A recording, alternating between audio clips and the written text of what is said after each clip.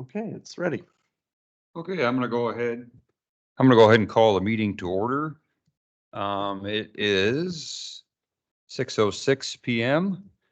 The directors for the Board of Adjustment that are present are Daniel, Pam, Tom, and Doyle, with Ashley Christensen absent.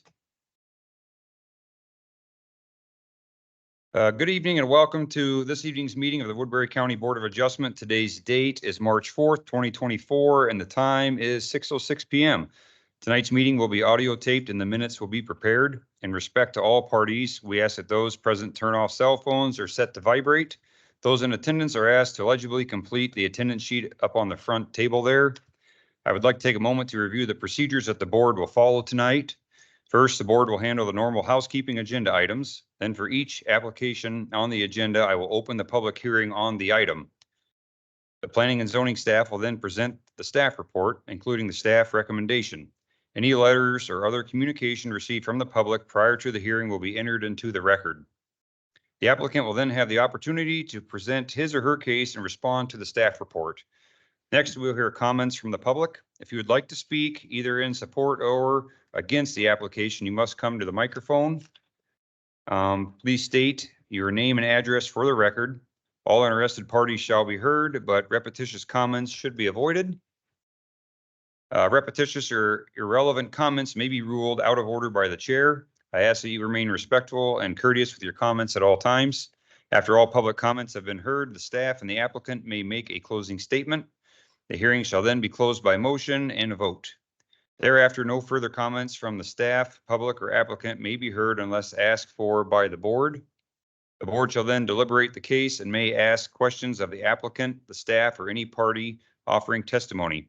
However, such questions do not reopen the hearing for additional comments from the public unless so requested or approved by the board. The board will then formulate and vote on a motion. The motion will typically either grant or deny the requested application. Any board member who has an ex parte communication to place in the record of this meeting should do so prior to the beginning of deliberation of their respective agenda item. Any person desiring to appeal the board's decision to a court of record may do so within 30 days after the filing of this decision with the Planning and Zoning Office.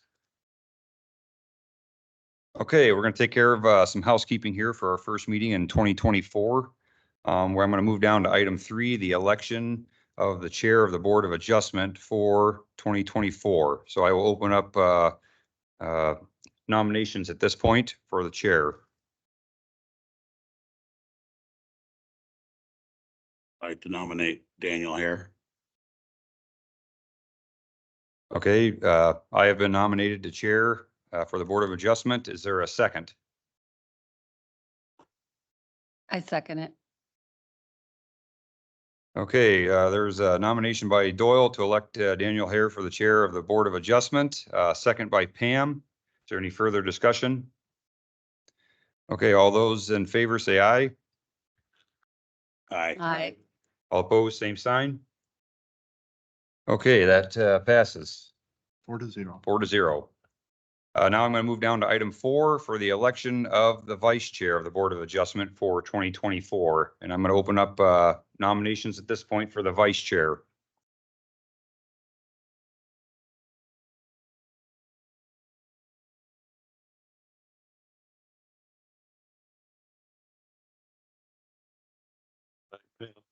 Sure.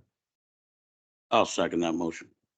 Okay, we have a motion by Tom to elect or to nominate Pam for vice chair. We have a second by Doyle. Is there any further discussion?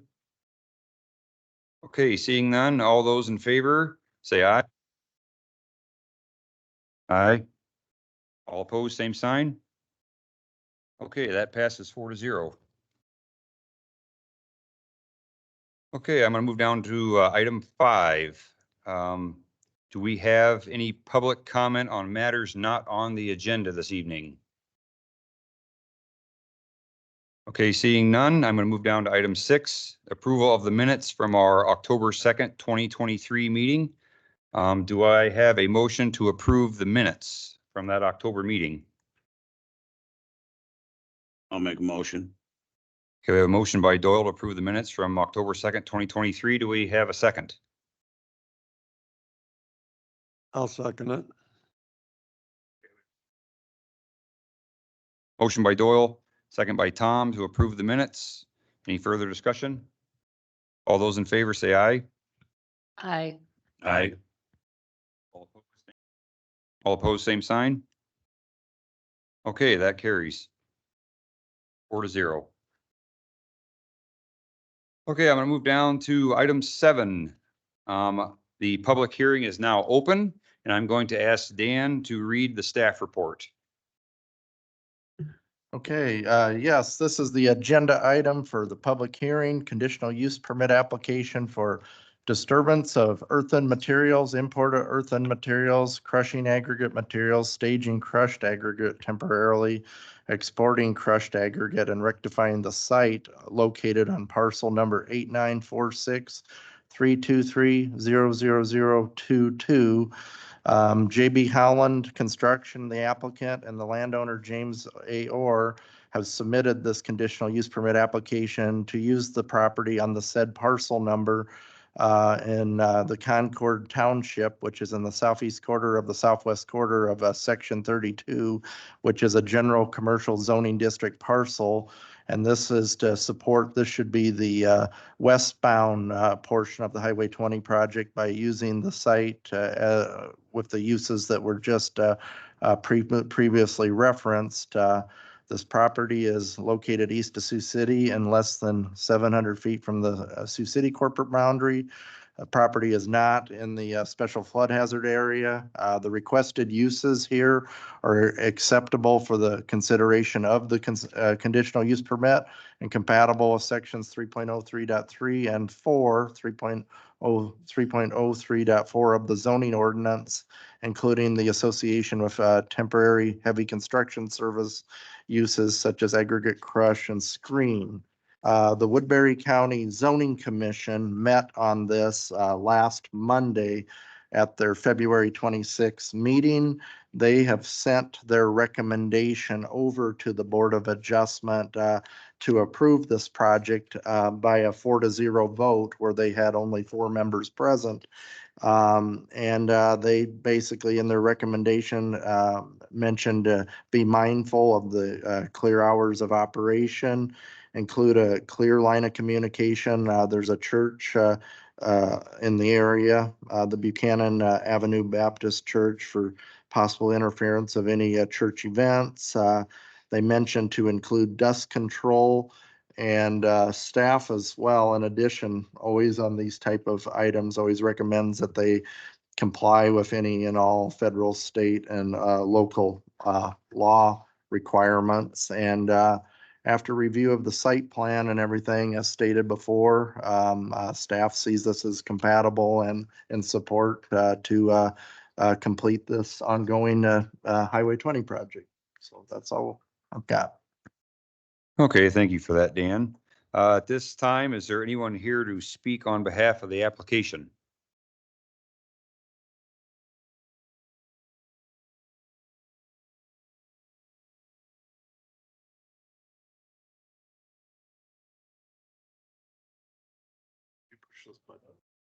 There, Adam Larson, JB Allen Construction, 2308 Madison Road, Decorah. I'm a representative of JB Holland. We're gonna be the contractor working there. Purpose of this, we've got some excess material on Highway 20.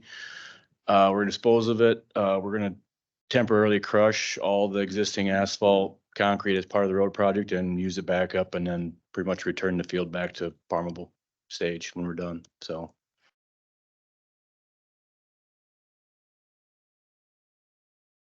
Is there any questions from any directors?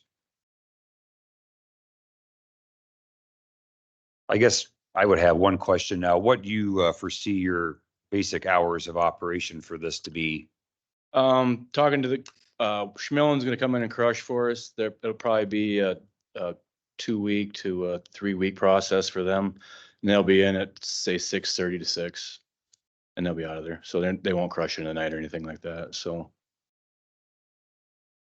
And as far as dust control, they'll have water hooked up to their crusher, so it'll be minimal dust. Same thing as we had running over there at the intersection where we crushed last year, so. What will they use for dust control then? How will they control that? Just the water will be hooked up to the crusher. And spray it as it's Oh, you crushing. spray it as you crush. Spray as it crushes, keep the dust down, yep. Gotcha.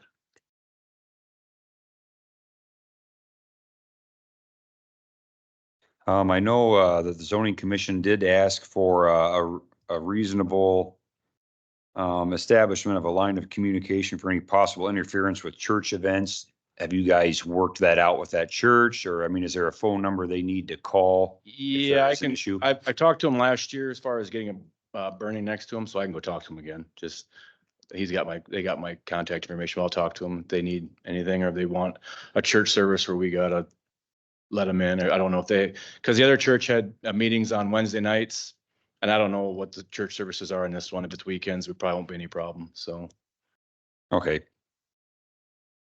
You don't work on weekends, right? I mean, you just- Depending on, but yeah, if it's dry season, but no. more or less Monday through Friday. Monday through Friday. Yeah.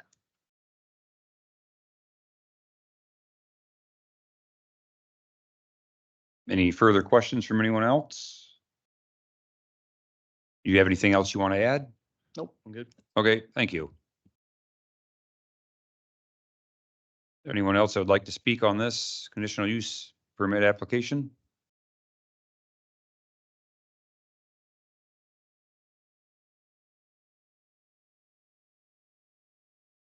Dakin Schultz, I'm District Planner, Iowa DOT 6409 Gordon Drive. And I just want to say, the nice thing about this operation is it's similar to what we did last year.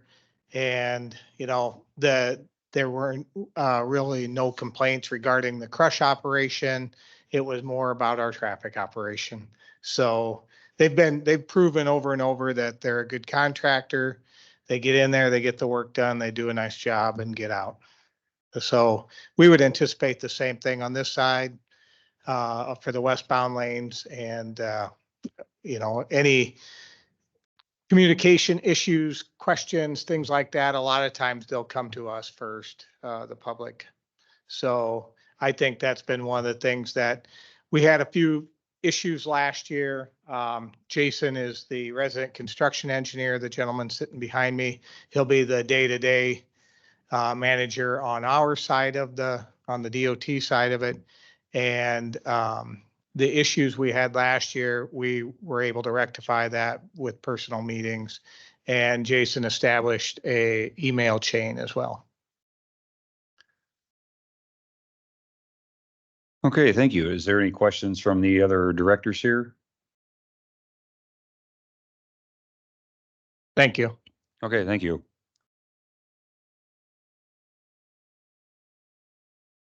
Do you have anything to add, Dan, for us? Basically, I think that the case, as staff said, is laid out. The concerns have been presented.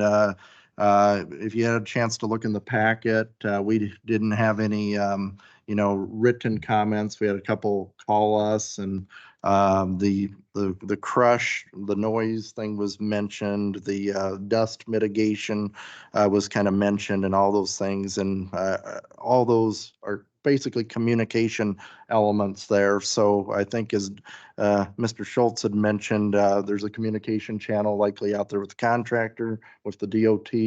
And so I think that if the Board of Adjustment, you know, entertains to approve something, you can definitely have, you know, conditions in there that address what the zoning commission mentioned, as well as creates a line of communication with not only the contractor, but DOT and other entities. So just lay that out there for you.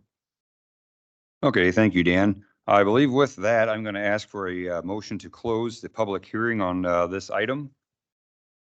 I move to close the public hearing.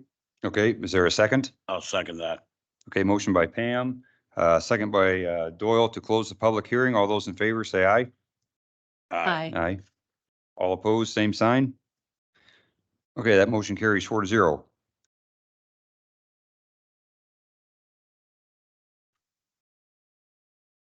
In regards to this conditional use permit, I think everything here is in order. I guess if you guys don't mind, I have a potential motion here. I would make a motion to approve the conditional use permit application with the conditions to include reasonable clear hours of operation, reasonable dust control mitigation, and the establishment of a line of communication for any possible interference with church events. The applicants must also comply with all federal, state, and local laws and requirements applicable to this conditional use permit. Do you foresee any problems with the wording of that, Dan? I think that should likely be, when you say the hours of operation, do you want to be specific to the hours, or do you want to leave it to them that they have some sort of posted hours, or do you want it to say 6:30 to 6:30? 6:30. Do you guys want to post that or do? Typically, I know past Board of Adjustments have enumerated the time frame, just so there's clarity. Okay, And also kind of maybe a I guess the other question is the length of the project. When are they expected for the whole project to be complete? So you want the conditional use permit to end or sunset with the project too, with the DOT project.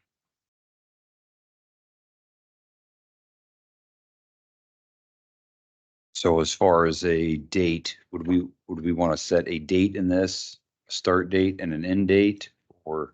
Well, something that when the Highway 20 project concludes, you would want it to conclude with it, which I'm sure it naturally will. But it's just a matter of having the time frame of days of operation, and I think it'd be probably appropriate to ask the applicant too when they expect the project to be concluded before you ultimately make that determination. So I would probably ask them that question. Okay, could you come back up to the microphone if you don't mind for a second? As far as the clear hours of operation, are you guys okay with 6:30 a.m. to 6:30 p.m.? Or is there going to be a hardship there if we enumerate those hours? Can we go 6:30 to 7? I mean, crushing operation probably would not go to 7, but like if our guys are out there cleaning up and fueling and greasing equipment, we just want some extra time for that, so. Sure. What do the rest of you directors think? Are you guys okay with that? Those hours of operation? That sounds good to me. I'm fine with it. Okay, then what about duration of this project? The contract, we're supposed to be done by the Thanksgiving of this year, I guess, so. Hopefully we're done before that, but, Okay, so a start date of approximately, say in 2 weeks. Yeah, okay, if that, I'll give you a date here. I shoot for the 18th, okay. March 18th. Do we need to be that specific, Dan, or are we? Well, typically kind of a custom, especially in building permits, is they kind of expire after a year. So you could even put a year on from now if you want to say, Yeah, 1 year would be fine from March 31st March of 30, yeah. 25 or something like that would just kind of just have an expectation to be done by then. So.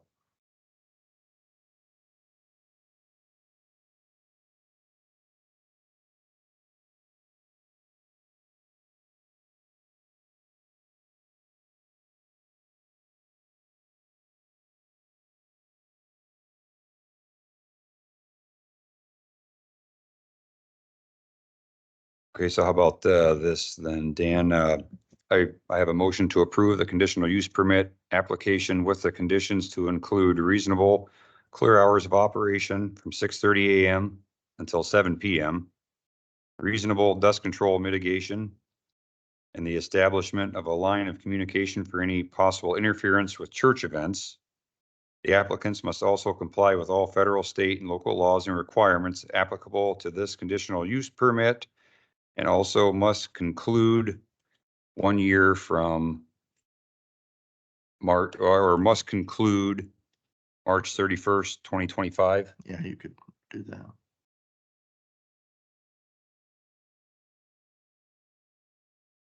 Do you need me to repeat any of Yeah, that? if you want to officially state it and ask for a second. you can- Okay. Okay, so I make a motion to approve the conditional use permit application with the conditions to include a reasonable clear hours of operation from 6:30 a.m. to 7 p.m., reasonable dust control mitigation, and the establishment of a line of communication For any possible interference with church events, the applicants must also comply with all federal, state, and local laws and requirements applicable to this conditional use permit, which will conclude March 31st of 2025. Do I have a second? I would second that. Okay, a motion by Daniel. We have a second by Pam. Is there any other discussion? I'd just like to say that they did a fabulous job last year. That looks so much better. I haven't heard any complaints. And I just think you just made that whole area so much better. And it wasn't an easy year to do it. You know, we were dry and a lot of effort was done to do it in a very nice way to the neighborhood. So I look forward to having that all done. Okay, we have a motion and a second. All those in favor say aye. Aye. Aye. All opposed, same sign. Okay, that motion carries 4-0.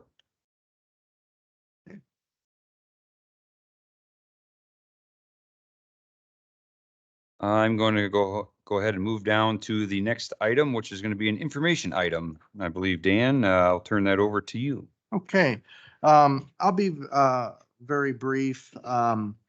Basically, the Woodbury County, you're aware of the National Flood Insurance Program and how the local government regulates the floodplain for floodplain development permits. And so typically when you're working within the floodplain, one of the things that property owners need to figure out is the base flood elevation level on their property. That comes into play with contacting the DNR. And so the DNR, the local government, as well as the national government, they all three have an interest in the regulation of the floodplain. It's even to the point of the federal government hanging the carrot out in front of us, telling us that we must remain compliant with the National Flood Insurance Program. And so from time to time, they'll tell us that we need to change our ordinance. And so what I have for you in the packet is an informational item, and you'll see that it's housekeeping items. It's nothing that drastically changes anything about our floodplain, but it'll just be a pointing to the map or some terminology. They even found in their draft that a phrase was repeated twice. And so it's about just kind of cleaning it up. However, the big part of this change is in 2019, the federal government had contractors that flew over the county and used 2-foot LIDAR intervals to calculate the floodplain. And what they found was that under the new 2-foot, ultimately the floodplain improved quite a bit for a number of property owners where they went out of the floodplain, which relieves them from having to have flood insurance if you have mortgages, that type of thing. And so we're required to amend our ordinance to change the date of the floodplain map to July 17th, 2024. And so that's the official date that the federal government recognizes the new flood maps. And so we need to, here at the local level, use those new maps. Therefore, our ordinance has to point to those new maps. So it's just a very basic name or change. What I did include for you in the packet is some information I think everybody will find interesting, where the feds send a letter to the chairman of the Board of Supervisors kind of explaining that role to them. And you'll see that there are different map designations out there. And ultimately, what we have found in working with the DNR is there is up to 5 property owners countywide, and this comes down to 5 parcels that ultimately went into the floodplain. So the net effect is that basically 5 properties were ultimately affected, where they come in and tell you that, you know, the base flood elevation is this height. And typically when you challenge a floodplain map, what happens is you yourself, a property owner, have the right to go get a surveyor. A surveyor will come out and shoot a property, and they will compare what the actual natural elevation is of a ground in comparison of what the base flood elevation level is. So if you come and have a surveyor directly prove a particular area of land that is, has a higher elevation than what the floodplain is, then you can challenge that by submitting it into FEMA. And the FEMA will ultimately recognize if everything looks good with the official data, pulling folks out of the floodplain map. We saw this happen quite a bit in Hornick. A lot of the properties in the city proper of Hornick were actually not in the floodplain based on survey data. And it's quite fascinating because many of you may have heard of the Schneider study, which was completed by the county many years ago that involved the Hornick area. And what they found was that Hornick itself, a lot of the properties within the town were in fact higher than what the base flood elevation level is. If you look at the current floodplain maps, it has the entire city of Hornick in the floodplain. Basically, under the new mapping, it has much of Hornick out of the floodplain. And so then you look on top, this isn't factored in, but you remember last year, the work on the berm and everything that was going on. So that's not in this data now, but Hornick as a community worked to mitigate flood issues by putting that berm in. So it'd be kind of fascinating, to see a future LiDAR study after the fact within that area. But I know the federal has various regulations when you put berms in, and they have different classifications on what would be construed in the floodplain. And so for informational purposes, then the reason I bring this up is the zoning commission will take up this as a recommendation, these 4 edits to our floodplain map. And it's definitely important for, the public to be aware that there's going to be a new floodplain map so that they can look at their own respective property.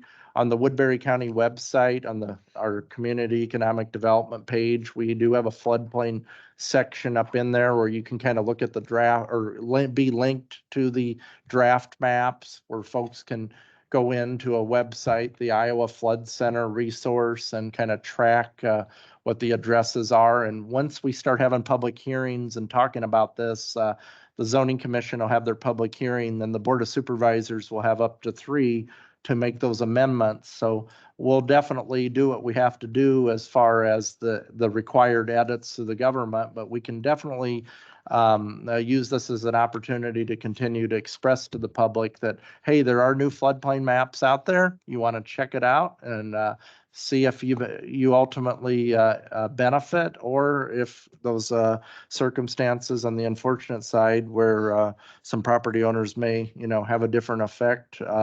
Everybody needs to know that. So that'll be our goal to educate people through the process. But that's all I've got. Are the funds notified that they have been added? I mean, that they are now in the floodplain? Well, that's a great question, and that's one of the first questions I asked our colleagues at the DNR.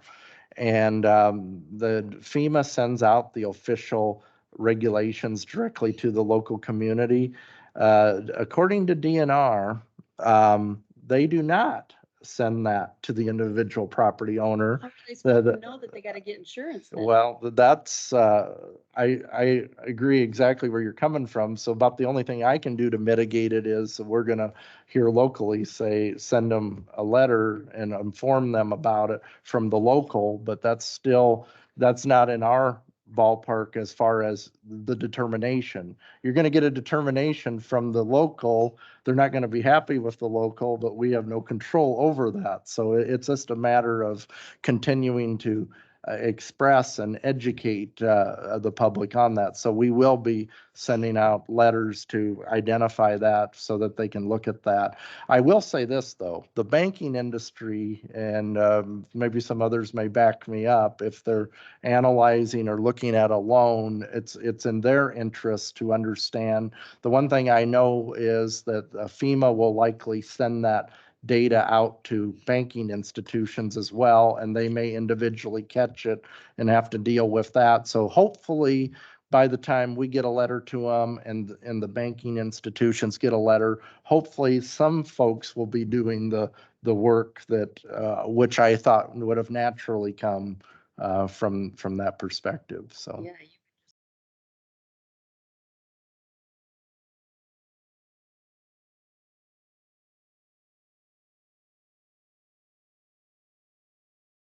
But yeah, so I'll definitely keep you informed on that aspect of it, and we'll talk about that more as we get through the public hearings. Again, I'm bringing this to you as information. The Board of Adjustment has no voting or any decisions to make on it, but it's imperative that you're aware that what the zoning commission will be encountering as this goes to the zoning commission and ultimately to the Board of Supervisors. But again, I would have to say the action itself on just amending the ordinance is real basic housekeeping, yet it's still a significant, profound issue that is tied into the fact that we are going to have new maps. So if we kind of parse the two issues there, there's a lot to know and kind of a.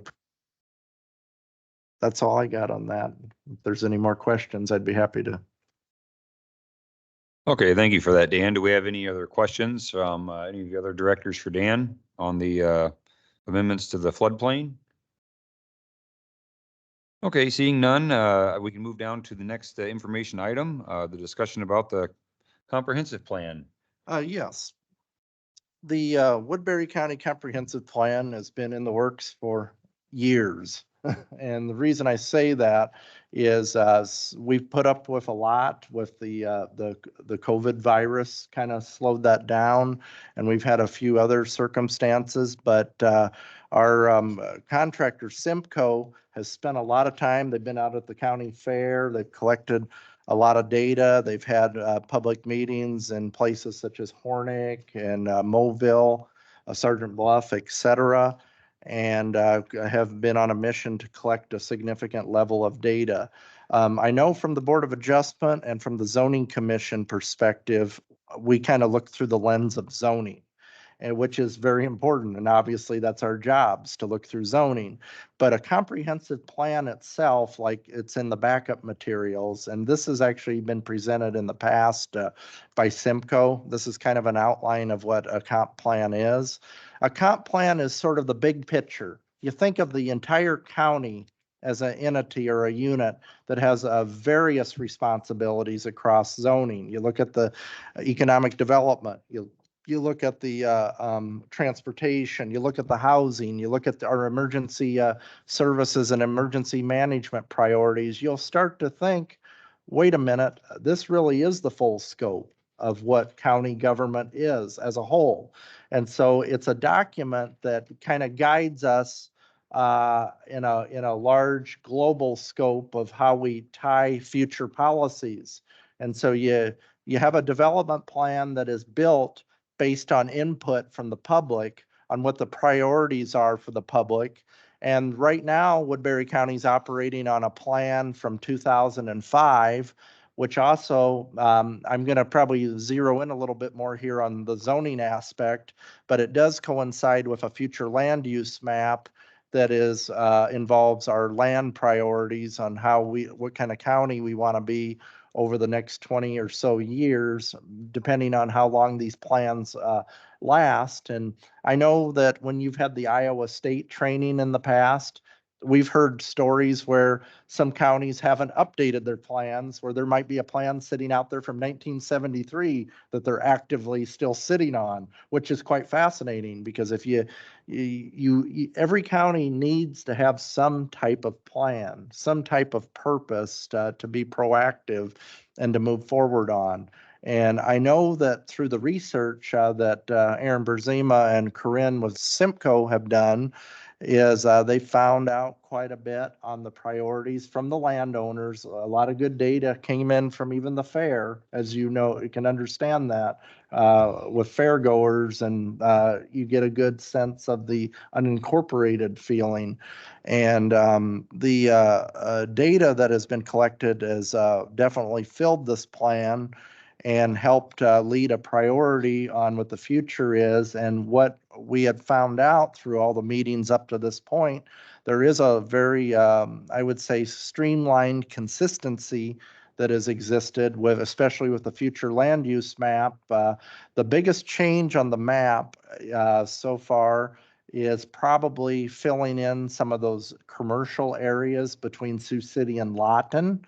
But as far as the global scope, our general industrial areas tend to still fall within the south of the airport and west of the Interstate 29. That's the area that kind of came out from the public information that has been brought forward. There's been no major demands coming forward as far as changing the map in a large sense, and that's where Simcoe has brought this map forward at this point. I've oftentimes said that this plan is in the 11th hour, meaning that it's pretty much in place, and this is really what has been crafted by a large scope of the Woodbury County residents. And really at this point, this plan is ripe for being taken up, for being brought to the zoning commission to formally bring to a public hearing and to discuss at the Board of Supervisor level. Probably major amendments to it in the 11th hour is, it's a possible, but probably not, in the scheme of performing plans and going through it, it would be backtracking quite a bit on a lot of the information that has been presented in there. And so based on the public meetings, Aaron and Corinne have definitely consulted with the different stakeholders, whether it be emergency management officials, et cetera, that hold these topics. They've had surveys, they've had things where they've had folks fill out what the priority is for the county. And so all that information has kind of spilled its way into what this draft proposal presently is. And so the remaining points on accomplishing this plan is basically as simple as conducting a public hearing at the zoning commission level, collecting further input from the public to see how they feel about it. And then the zoning commission has to put together a recommendation to the Board of Supervisors. And so that draft with the recommendation will be brought up to the Board of Supervisors. And the Board of Supervisors would be tasked with holding 3 public hearings.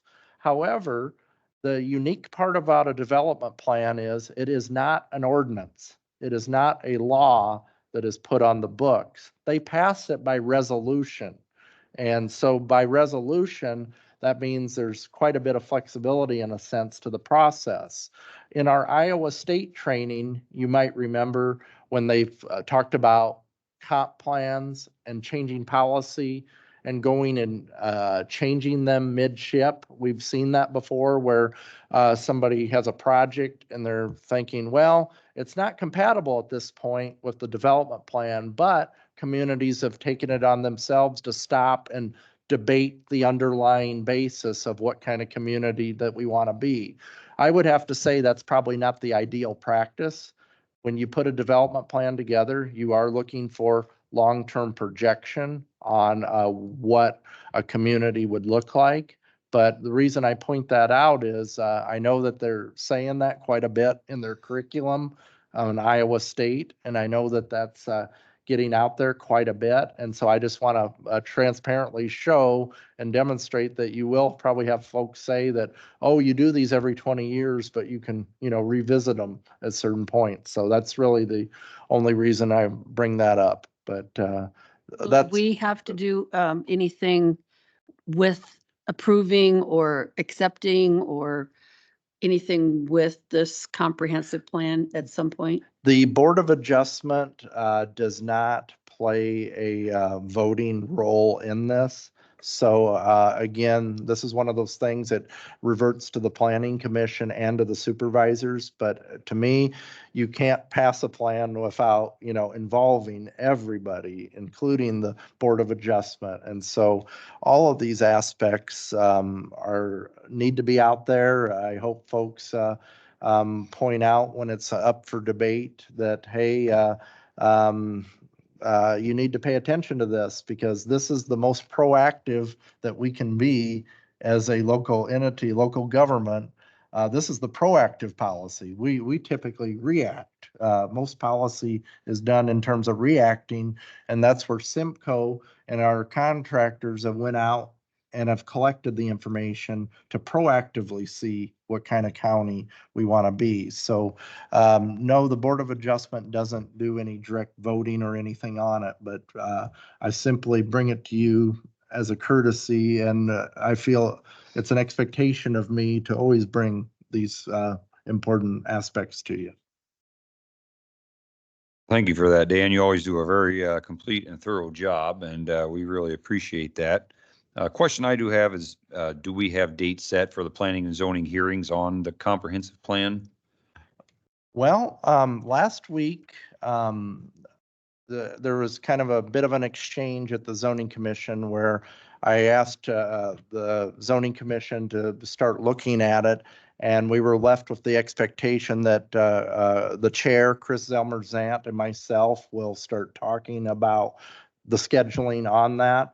And so once the chair and we get an idea, we'll put it on the calendar. We'll put it on the calendar so that the zoning commission can have that public hearing and really bring up the facets of it. And Aaron, you may have heard the news at the supervisor meeting that Aaron Berzima has stepped down from Simcoe. She's taking up another opportunity, but Corinne has been there with her throughout much of the process, and she's very well engaged on it. I left her a voicemail Friday, and I got a call back this afternoon, kind of before this meeting, and told her that, you know, I brought this up to the zoning commission and I'm bringing it up to the Board of Adjustment tonight, and we're on the brink of likely scheduling this. So out of courtesy, I will talk to Chris Zelmer-Zant and we'll see how that fits with the zoning commission schedule. Just like the Board of Adjustment and the Board of Supervisors, the zoning commission chair can definitely play a major role in when scheduling and bringing up those priorities. A lot of times, what we like to do is have information items as a basis before you start scheduling the public hearing. So kind of a nice little bit of a landing where you can have information kind of go out to the public in an information way, and then schedule the public hearing after that fact. And we feel that we did that with the zoning commission last week. So it's just a matter, it could be this month, it might be next, but I want to be more, you know, straight and say, you know, in fact, what the date is. So in a nutshell, I've got to work it out with the chair of the zoning commission, and we'll get that information right out to you when we know for sure. Okay, thanks for that update on that, Dan. Do any of the other directors have any further questions for Dan on these information items? Okay, seeing none, I'll move down to item 8. Do we have any more public comment on matters not on our agenda this evening? Okay, seeing none, I'm going to move down to item 9 for a staff update. Yes, one major staff update. Board of Adjustment may have been following the aspects that the zoning commission the last 6 months has held a series of public hearings, a couple work sessions, and working toward a possible solar situation and a policy. And basically, the zoning commission did vote, and I want to be really clear here. They voted to recommend that solar policy is retained directly in the general industrial zoning district only. That's the main facet of it. But their recommendation entails some added features. Basically, a conditional use permit ordinance, which offers more tools for looking at the solar policy through the conditional use permit process in the general industrial zoning district. Therefore, I know there's decommissioning language and in there that just adds the ability for the boards to have direct enumeration, which adds expectations for the developers that may want to apply for an application in the general industrial zoning district. The debate has been about quite a bit about whether they go on ag land or not. So after kind of going through a series of data, information, lots of robust public comments have come in and been kind of compiled, the commission did vote to have that recommendation with the requirement that the language gets vetted through the county attorney's office and staff. So where we're at right now is that language is in the county attorney's office, being reviewed by the county attorney's office, looking for any major things that we could be possibly concerned about from a legal standpoint. And so once that recommendation exits the county attorney's office, we're going to bring it back to the zoning commission so that there's another opportunity. Here's this language, because there's a possibility where they'll mark something and say you need to make this change, need to make this change. So because of that, we just can't go right away, throw it up to the Board of Supervisors. We need to go through that sort of legislative type of process. So that will be brought back to the zoning commission with the review and everything, and then they can however they want to interpret that and ultimately recommend that, or however, don't recommend it, but send it to the Board of Supervisors in some type of final form that would give the supervisors a workable document through their level of three public hearings. So just want you to be aware of that. It's been quite a process. The goal all along has been to have ample opportunity to bring all the perspectives forward, bring as much data forward as possible. And the commissioners have done a lot of homework. I give them a lot of credit for all the work and the reading and the analysis and the deciphering of much valid information that has been brought by the public and by the research resources that are out there. There's a lot to look at. Very consequential debate for sure. So that's all I've got on that. And like I said, we'll continue to keep you informed. Okay, thanks again for that, Dan. Now at this time, I'll move down to item 10. Do we have any board member comment or inquiry on anything? Okay, seeing none, I'll move down to item 11. Do we have a motion to adjourn? I move we adjourn the meeting. Okay, we have a motion by Pam to adjourn. Do I have a second? I'll second. Okay, motion by Pam, second by Doyle to adjourn. All those in favor say aye. Aye. All opposed, same sign. Okay. That passes 4-0. We're adjourned.